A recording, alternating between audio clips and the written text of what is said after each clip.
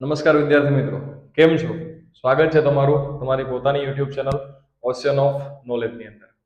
આપણે આપણી lecture series એટલે કે ધોરણ 12 જીવ વિજ્ઞાનની રિવિઝન લેક્ચર સિરીઝના ચેપ્ટર નંબર 10 પર પહોંચી ગયા છે, જેનું નામ છે બાયોટેકનોલોજીના સિદ્ધાંતો અને જે પ્રક્રિયાઓ. આપણે પૂર્ણ કરી ચેપ્ટર નંબર 9. હવે આપણે ચેપ્ટર નંબર 10 એટલે કે બાયોલોજીના પ્રયોજનો, બાયોટેકનોલોજીના પ્રયોજનો વિશે આપણે ચર્ચા કરવાની છે. બાયોટેકનોલોજીના અને તેના પ્રયોજનો જે છે એની આપણે ચર્ચા કરવાની છે. અત્યાર સુધી આપણે 9 ચેપ્ટર પૂરા કરી ગયા છે. જેમાં 9મું ચેપ્ટર એટલે કે સિદ્ધાંતો અને પ્રક્રિયાઓ બાયોટેકનોલોજીની. ચેપ્ટર નંબર 8 છે એ સૂક્ષ્મજીવો માનવ સ્વાસ્થ્ય માટે કઈ રીતે, માનવ વેલફેરમાં, હ્યુમન વેલફેરમાં કઈ રીતના હેલ્પફુલ છે. ચેપ્ટર નંબર 7 એટલે કે માનવ સ્વાસ્થ્ય. ચેપ્ટર નંબર 6 એટલે કે ઉદ્વિકાસ. ચેપ્ટર નંબર 5 એટલે કે આનુવંશિકતાનો આણ્વીય આધાર. ચેપ્ટર નંબર 4 એટલે કે આનુવંશિકતા અને ભિન્નતાના સિદ્ધાંતો. ચેપ્ટર નંબર 3 રાજરાડિક સ્વાસ્થ્ય.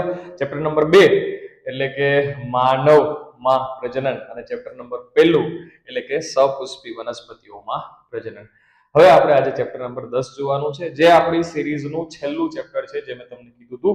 કારણ કે ચેપ્ટર નંબર 11 વસ્તી છે, નિવસન તંત્ર છે, પર્યાવરણ જેવા મુદ્દાઓ છે, જેને આપણે રિવિઝનમાં લઈશું નહીં. પણ હા, હું તમને ચેપ્ટર 11, 12 અને 13 ના મોસ્ટ આઈએમપી પ્રશ્નો અને એમસીક્યુઝ કે જેના માટે આપણે બધા આતુરતાથી રાહ જોતા હોઈએ છીએ લેક્ચરના અંતની, એ હું તમને ચોક્કસ પીડીએફ સ્વરૂપે ચેનલમાં મૂકી દઈશ.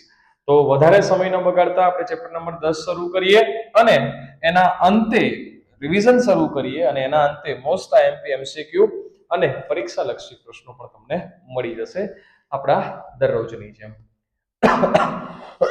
ચેપ્ટરની અંદર જેનેટિકલી મોડિફાઈડ ઓર્ગેનિઝમ્સ આવશે, એટલે કે જનીનિક રીતે પરિવર્તિત સજીવો.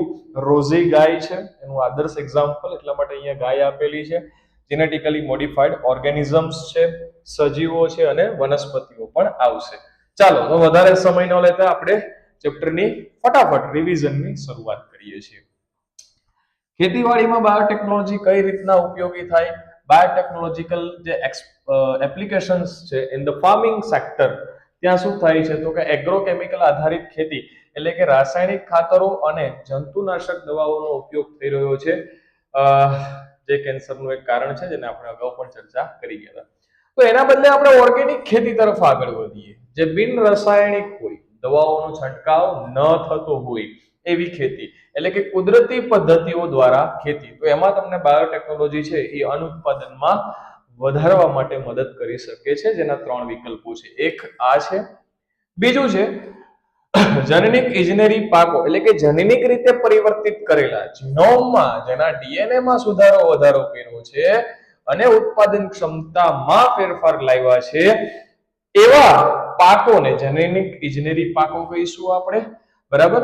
અને એવા સજીવોને આપણે જેનેટિક એટલે કે જેનેટિકલી મોડિફાઈડ ઓર્ગેનિઝમ એટલે કે જનીન પરિવર્તિત સજીવો તરીકે ઓળખાવીશું. એની વ્યાખ્યા શું છે કે એવી વનસ્પતિઓ, એવા બેક્ટેરિયા, એવી ફૂગ, એવા પ્રાણીઓ કે જેના જનીન કૃત્રિમ રીતે, આપણે માનવીય રીતે બદલાવવામાં આવ્યા હોય, એને આપણે જનનિક રીતે પરિવર્તિત સજીવો કહીએ છીએ, જીએમઓ કહીએ છીએ. જનીનનું આવી રીતના ફેરબદલ કરીએ, જે આપણે ચેપ્ટર નંબર 9 માં કરી ગયા, વાહક ને ક્લોનિંગ વાહકો ને, બરાબર છે, જગ્યાઓ, પસંદગીમાન રેખક.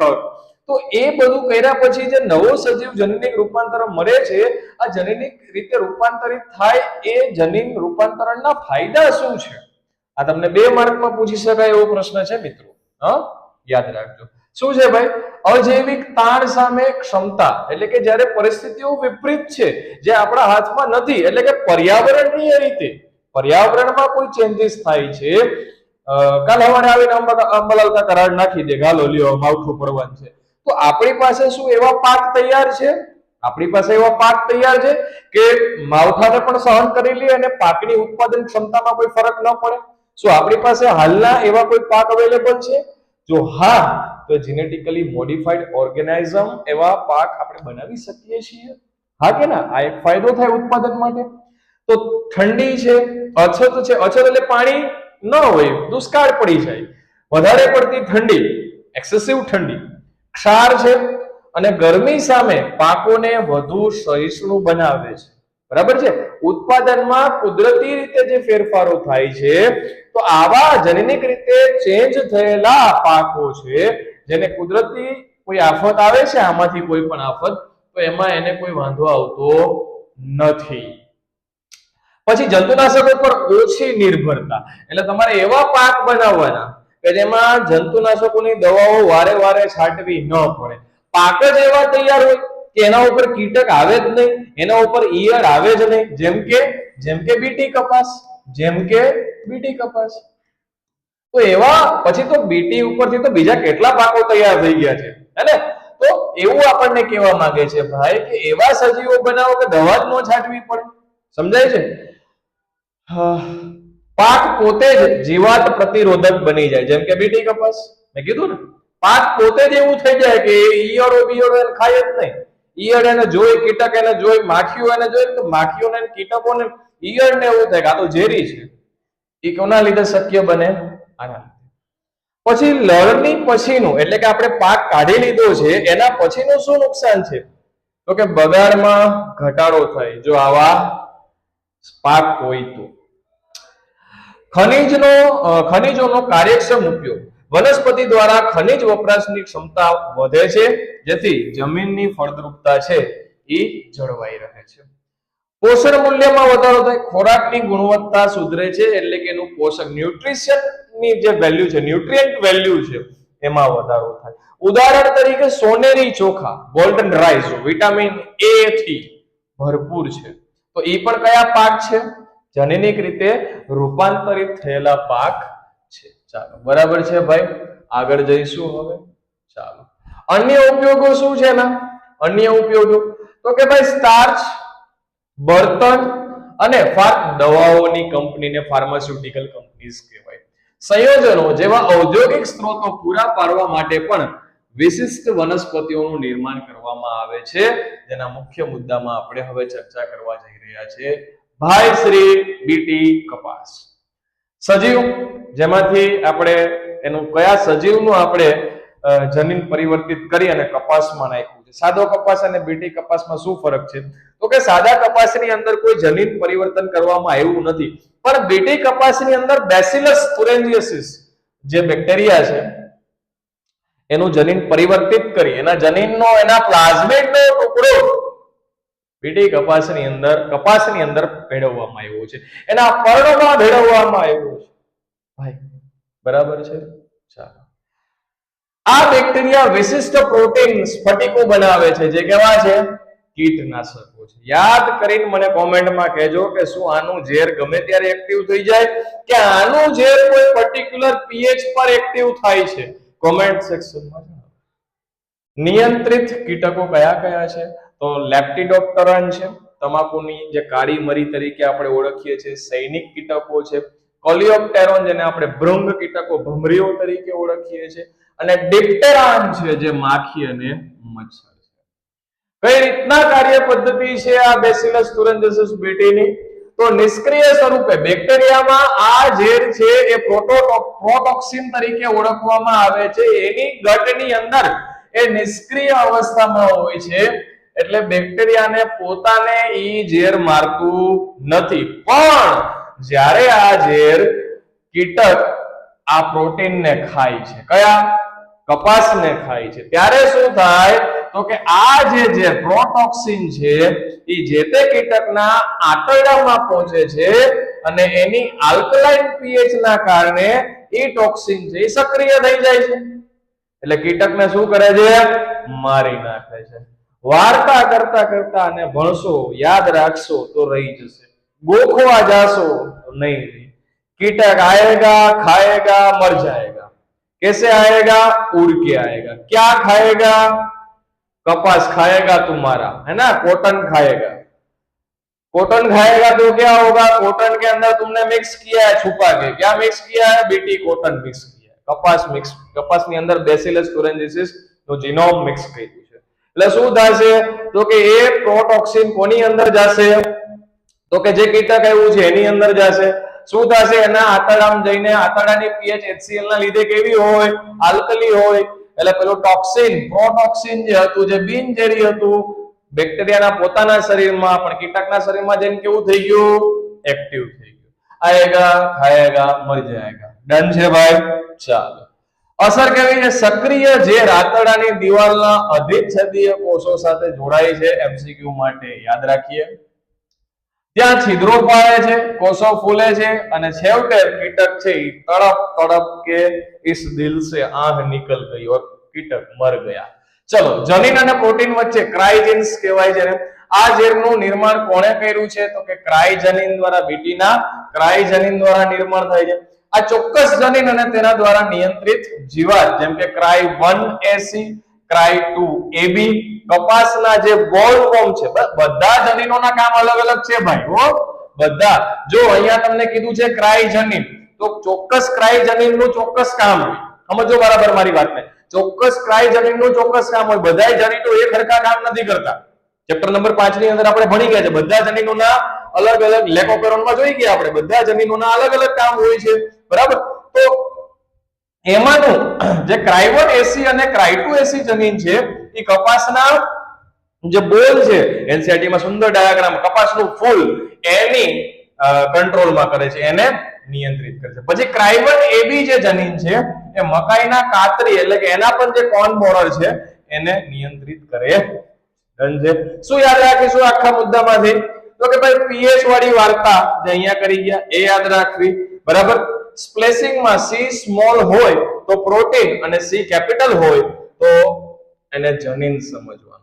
યાદ રાખજો ભાઈ. હા, કન્ફ્યુઝ ન થતા આમાં. ક્યારે સી કેપિટલ અને સી સ્મોલ? જો સી સ્મોલ હોય તો એ પ્રોટીન છે, સી કેપિટલ છે લાઈક ધીસ, સી કેપિટલ છે તો એ શું થઈ જશે? જનીન થઈ જશે. આગળ વધીએ. રિવિઝન છે એટલે ફટાફટ લઈશું. આરએનએ અંતઃક્ષેપણ. અહીંયા આરએનએ ઇન્ટરફેરન્સ લખ્યું છે. જો ઇન્ટરફેરન્સ, પણ આપણે આરએનએ આઈ એટલે ઇન્ટરફેરન્સ, આરએનએ અંતઃક્ષેપ એવો મુદ્દો થશે. શું થશે ભાઈ? આ આરએનએ અંતઃક્ષેપ. બરાબર છે કે નહીં? ચાલો, લક્ષ્ય શું છે? એનું ટાર્ગેટ શું છે? તો સૂત્રકૃમિને ટાર્ગેટ કરવાના. કયા? મેલાઇડોગાઇડિન ઇન્કોગ્નિસિયા ને ટાર્ગેટ કરવાના છે. તે તમાકુના જે છોડ છે એના મૂળને ચેપ લગાડે છે. કોણ? આ સૂત્રકૃમિ મેલાઇડોગાઇડિન ઇન્કોગ્નિસિયા સૂત્રકૃમિ છે એ તમાકુના મૂળને ચેપ લગાડે છે અને એનાથી તમાકુના ઉત્પાદનમાં ઘટાડો આવે છે. હવે તમાકુથી માણસને રોગ થાય અને આ સૂત્રકૃમિથી તમાકુનો રોગ થાય. વિચારો આ કેટલું ડેન્જર છે. બરાબર? તો શું કરવાનું છે ભાઈ? આ પદ્ધતિમાં વિશિષ્ટ મેસેન્જર સંદેશાવાહક એમઆરએનએ ને સાયલેન્સ એટલે કે નિષ્ક્રિય કરવામાં આવે છે, જેથી પ્રોટીન સંશ્લેષણ અટકી જાય છે. અને શું સાધન શું વાપરશો આવું કરવા માટે? વાહક શું વાપરશો?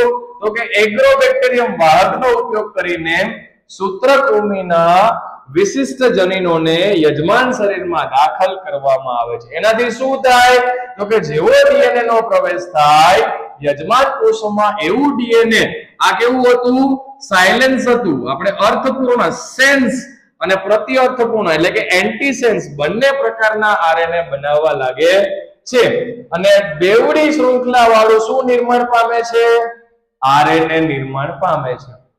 આ બંને આરએનએ એકબીજાના પૂરક હોવાથી જોડાઈને બેવડી શૃંખલા વાળું આરએનએ બનાવે અને એના કારણે આ બેવડી શૃંખલા વાળું જે આરએનએ છે એ સૂત્રકૃમિના વિશિષ્ટ જે અહીંયા હતું ને એની પાસે વિશિષ્ટ એમઆરએનએ સાથે જોડાય અને એને કેવું કરી દે છે?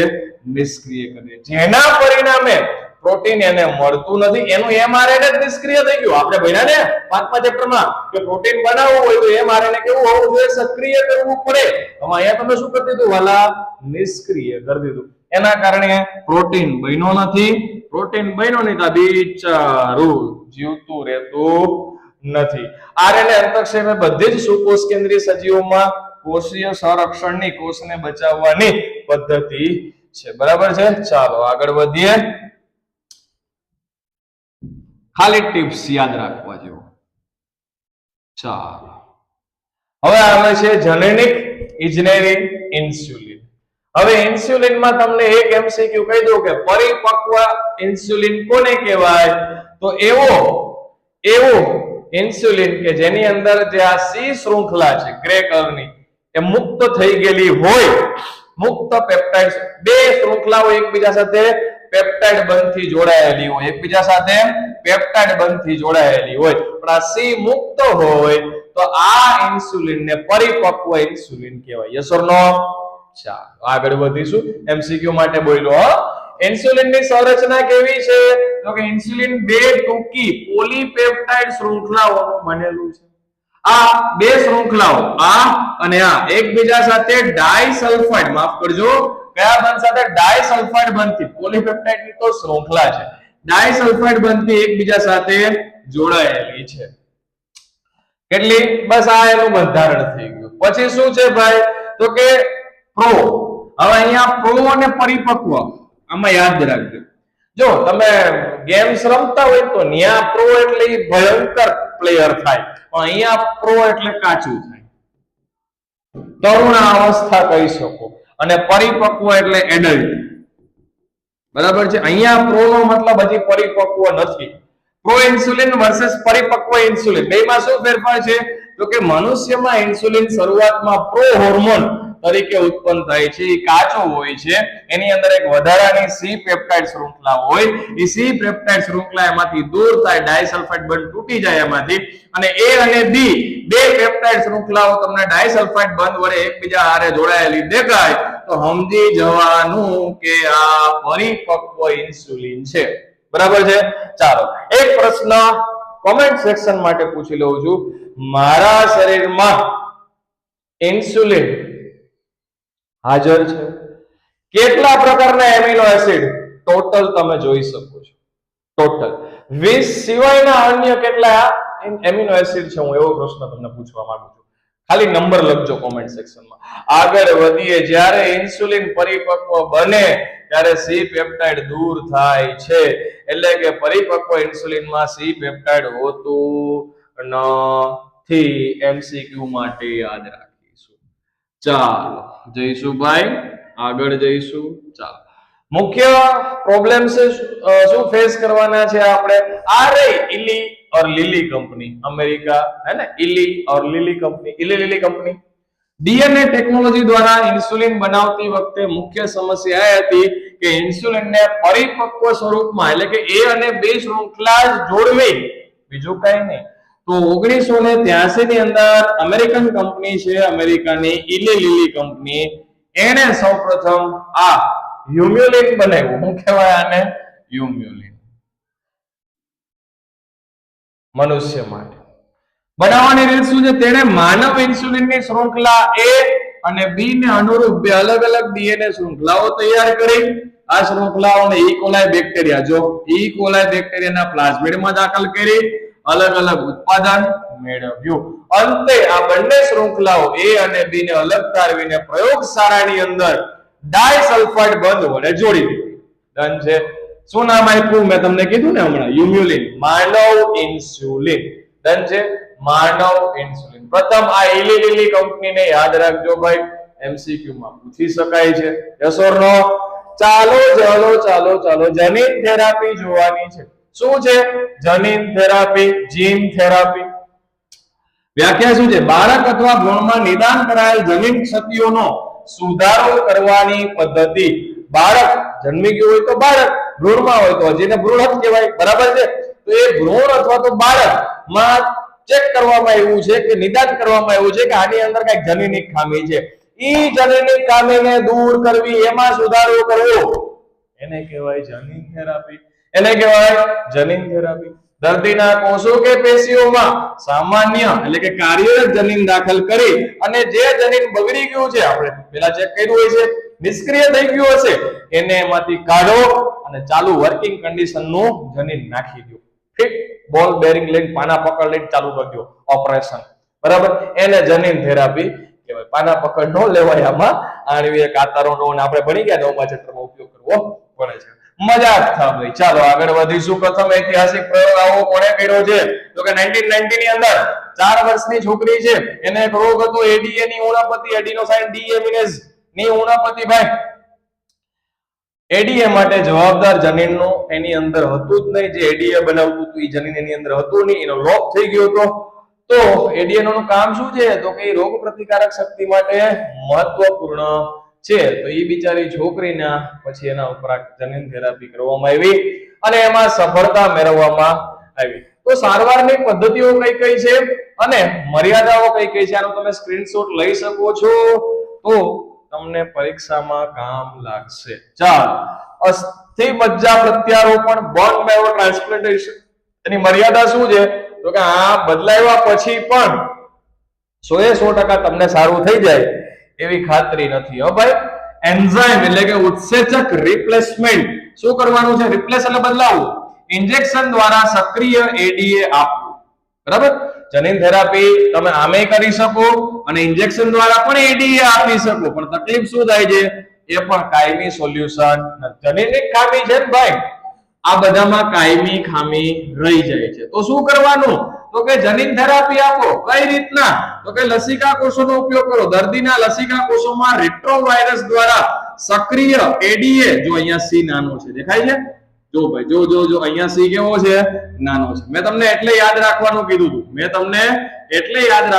હતું કે સી નાનો અને સી મોટો. તો શું યાદ રાખવું? સી નાનો અને સી મોટો. સી સ્મોલ હોય તો પ્રોટીન અને સી કેપિટલ હોય તો જનીન. યાદ છે કે નહીં? એ મેં તમને એટલે ત્યાં યાદ રાખવાનું કીધું. તો અહીંયા જુઓ, સી કેવો છે? નાનો છે. એટલે આ પ્રોટીન દાખલ કરી અને શરીરમાં પુનઃસ્થાપિત કરાય છે. લસિકા કોષો અમર નથી. એટલે કે એડીએ ની ઉણપ હોય જ ભાઈ, તો તમે ગમે એમ કરો, જનીન થેરાપી ફાયદાકારક ખરી, પણ થાય છે શું? તો કે લસિકા કોષોની મદદથી તમે આ પ્રોટીન દાખલ કરો છો તો પણ તમારે આ પ્રક્રિયા ફરી વખત કરવી પડશે. એનું કારણ છે કે લસિકા કોષો અમર નથી, એટલે તમારે આ પ્રક્રિયા પાછી કરવી પડે અને બદલાવવું પડે. તો ભાઈ, પરમેનન્ટ કાયમી ક્યોર શું છે? કાયમી ઉપચાર શું છે? તો કે જો મજ્જાકીય કોષોમાંથી અલગ કરેલા એડીએ ઉત્પન્ન કરતા જનીનને પ્રારંભિક એટલે કે જ્યારે ભ્રૂણીય અવસ્થાના કોષો હોય એમાં જ દાખલ કરી દેવામાં આવે તો અને માત્ર તો જ તેનો કાયમી ઉપચાર શક્ય છે. એટલે કે ભ્રૂણની અવસ્થા જ્યારે છે, બાળકની ભ્રૂણ અવસ્થામાં છે, ઈ કોષોને ચેક કર્યા, એમાં ખબર પડી કે આમાં એડીએ ની ઉણપ છે, તો ઈ જ ભ્રૂણમાં એવું જનીન દાખલ કરી દેવાનું કે જે એડીએ ઉત્પન્ન કરે છે ઈ એના કોષ આને ભળી જાય. Permanent solution. યસ ઓર નો? ચાલો આગળ વધીએ. યાદ રાખવા જેવી બાબતો, વાહક તરીકે શું વાપર્યું છે આમાં? રેટ્રોવાયરસ. કાયમી ઉકેલ માટેનું અવસ્થા કઈ છે? શું છે કાયમી ઉકેલ માટે? કયું પગથિયું લેવું પડે? તો કે ભ્રૂણીય અવસ્થામાં બધો ધંધો કરવાનો, એટલે તમારો પ્રોબ્લેમ સોલ્વ થાય. નહીતર તમે ગમે એવી માથાકૂટ કરશો, સોલ્યુશન આવશે નહીં.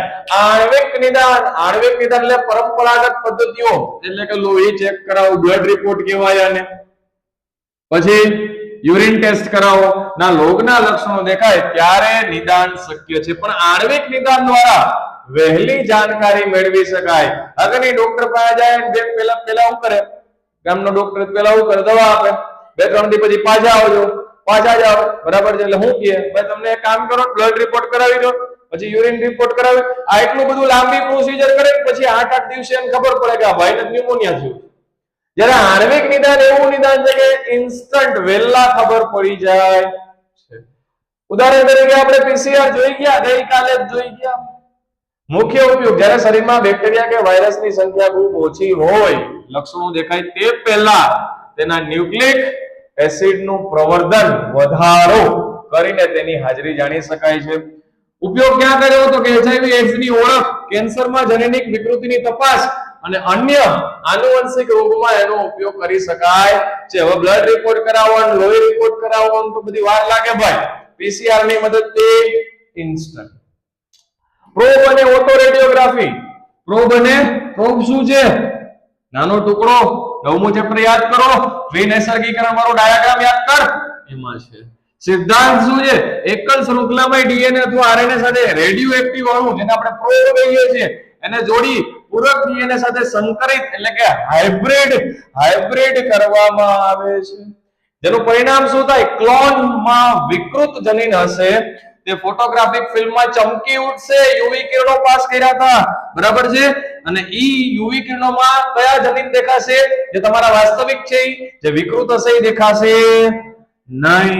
એના કારણે પ્રોબ અને વિકૃત જનીન એકબીજાના પૂરક હોતા નથી. એવી સાબિતી મળે. એમસીક્યુ માં યાદ રાખ ભાઈ, એમસીક્યુ માં યાદ રાખ. કોણ એકબીજાના પૂરક નથી? તો કે પ્રોબ અને વિકૃત જનીન એકબીજાના પૂરક નથી. અને વિકૃત જનીન છે ચમકતું પણ નથી. આગળ વધીએ. એલિઝા એન્ઝાઇમ લિંક્ડ ઇમ્યુનોસોર્બન્ટ એસે. આ પદ્ધતિ એન્ટીજન એન્ટીબોડી બહારથી આવે, એન્ટીજન એને મારે, એન્ટીબોડી એન્ટીજન એન્ટીબોડી આંતરક્રિયા ના સિદ્ધાંત પર કામ કરે છે. ભણી ગયા છો? બહુ ડિટેલમાં ભણાવતો નથી, રિવિઝન કરીએ છીએ. રોગકારકના એન્ટીજન કોણ છે? પ્રોટીન, ગ્લાયકોપ્રોટીન અથવા તો રોગકારક સામે બનેલા એન્ટીબોડીની હાજરી દ્વારા સંક્રમણ કરાવવામાં આવે છે. શું યાદ રાખશો? પીસીઆર શું કામ છે એનું? વહેલું નિદાન અને ડીએનએ ને એમ્પ્લિફાય કરવા માટે.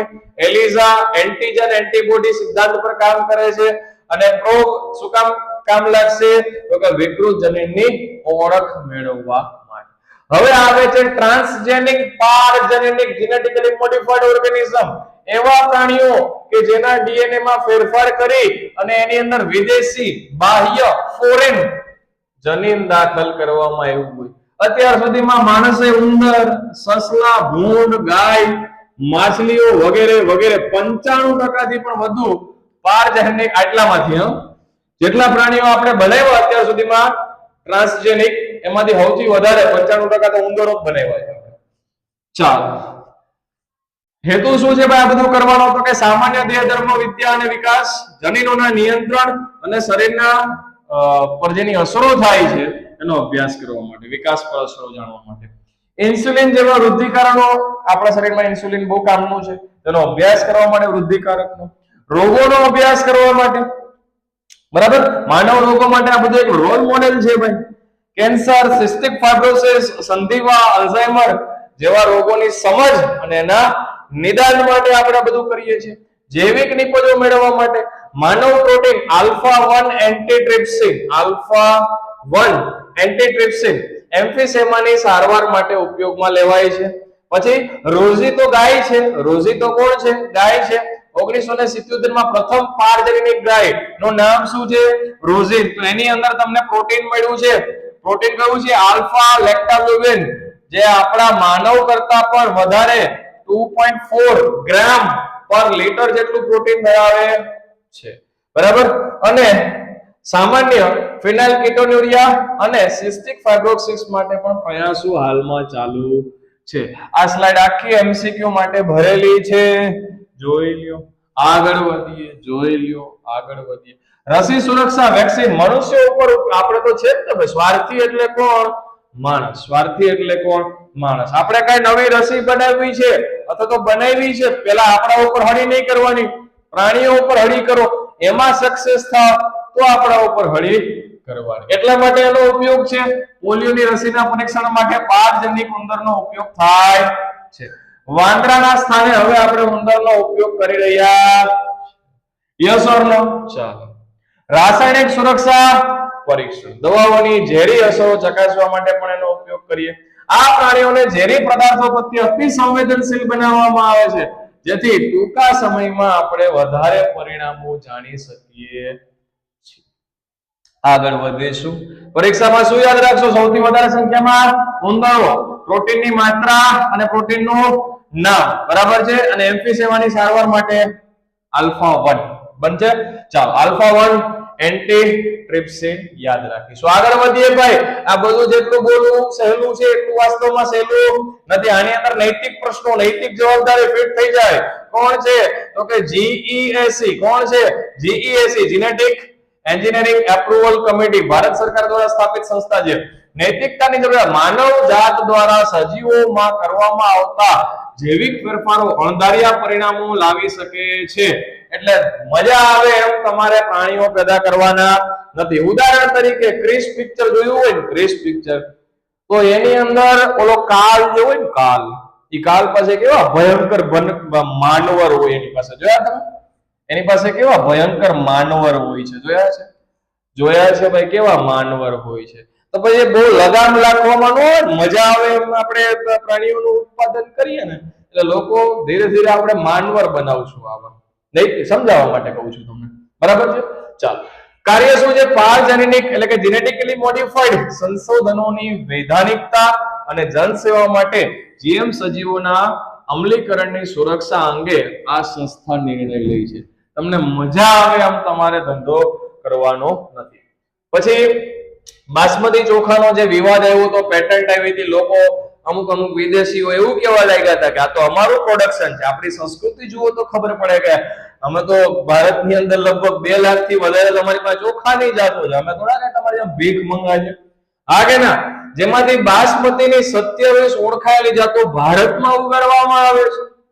વિવાદ આવ્યો તો 1997 ની અંદર અમેરિકાની એક કંપનીએ રાઇસટેક યુએસ પેટન્ટ અને ટ્રેડમાર્ક ઓફિસ દ્વારા બાસમતી ચોખા ઉપર પેટન્ટ મેળવી લીધી. બોલો, ઈ કે આ અમારું છે.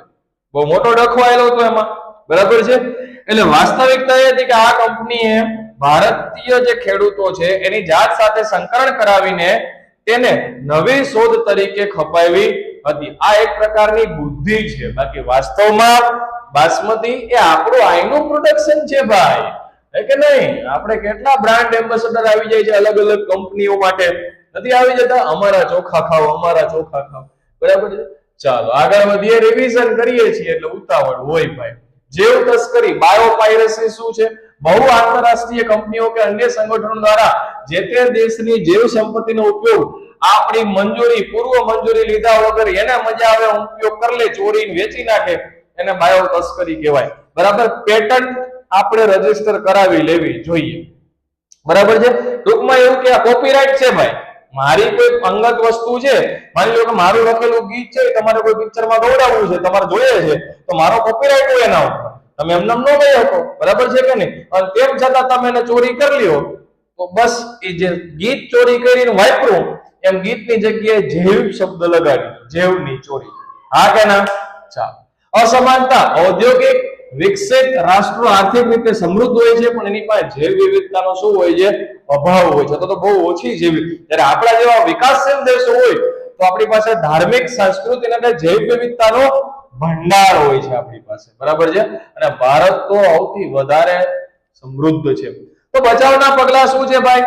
આ બધું ન થાય, લોકો ચોરી ન જાય એના માટે શું કરવાનું? તો કે ઇન્ડિયન પેટન્ટ બિલ ભારતીય સંસદમાં તાજેતરમાં ઘણો ટાઈમ થઈ ગયો આ વિવાદ પછી બિલમાં બીજો સુધારો લાગુ કરવામાં આવ્યો છે જે પેટન્ટ નિયમો અને આકસ્મિક સંશોધનો જેવા મુદ્દાઓને આવરી લે છે, જેથી તમે જૈવ તસ્કરીને રોકી શકો છો. યાદ રાખો 27 જાતો, 2 લાખ વાળી 1997 યાદ રાખો, બાયોપાયરસી યાદ રાખો, જીઈએસસી જે કમિટી છે એનું ફૂલ ફોર્મ પણ યાદ રાખીશું. આગળ વધીશું. લ્યો પતી ગયું. ચાલો ફટાફટ સ્ક્રીનશોટ લઈ લઈશું. વધીને કાલે અથવા તો ધ વેરી નેક્સ્ટ ડે આપણે તમને આપેલા બધા જ એમસીક્યુ નું સોલ્યુશન પણ આપણી, તમારી, મારી બધાની ચેનલ ઓશિયન ઓફ નોલેજ ની અંદર લાગુ પાડીશું. ત્યાં સુધી તમને આપવામાં આવેલા પ્રશ્નોનું સોલ્યુશન પણ તમે કર્યું હશે એવા મારા વિચાર છે.